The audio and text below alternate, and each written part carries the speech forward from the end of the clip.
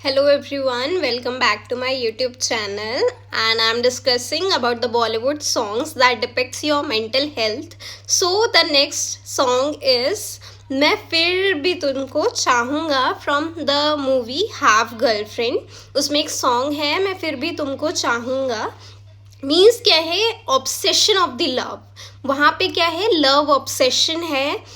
जो भी इंसान है, इंडिविजुअल है, वो ये कह रहा है तुम मेरे साथ कुछ भी कर लो, कैसे भी रह लो, कितना भी आप कैसे भी मुझे इवन टॉर्चर तक कर लो, बट फिर भी I am addicted to you. वहाँ पे क्या दिखाया गया? एक टाइप का एडिक्शन दिखाया गया है एंड ऑब्सेशन दिखाया है लव की तरफ. तो ये क्या है? हमें बताता है कि किसी इंसान में इवन लव के लिए भी ऑब्सेशंस हो सकते हैं कि सामने वाला अगर उसे इवन हर्ट भी कर रहा है या फिर मे भी हो सकता है सामने वाला उसे बता रहा है कि I am not liking you या फिर ये चीज़ें सही नहीं है.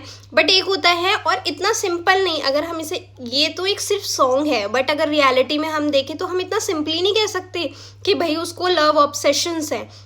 अगर आप रियलिटी में कोई केस पढ़ोगे लव ऑब्सेशंस का, तो वो इंसान इतने ज़्यादा साइकोपैथ्स हो जाते हैं, इतने ऑब्सेशन में चले जाते हैं कि वो इवन उनका मर्डर तक कर देते हैं. ये थॉट प्रोसेस रख के, ये चीज़ सोच के कि अगर वो इंसान मेरा नहीं है तो मैं नहीं चाहता कि वो किसी और का बने, इस वजह से उसे ख़त्म कर दो, उसको मिटा दो, जिससे कि वो किसी के पास ना जा सके. तो लव ऑब्सेशंस कहना इतना इजी नहीं है.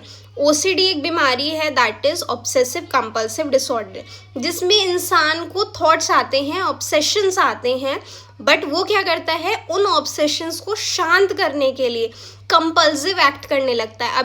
अब ये कंपल्सिव एक्ट क्या है? कंपल्सिव एक्ट का मतलब क्या है कि अगर आप कुछ भी चीज़ को सोच रहे हो तो अगर आप उसे नहीं सही करोगे तो वो आपके दिमाग में आती रहेगी. मतलब आपको उसके लिए एक्ट करना पड़ेगा.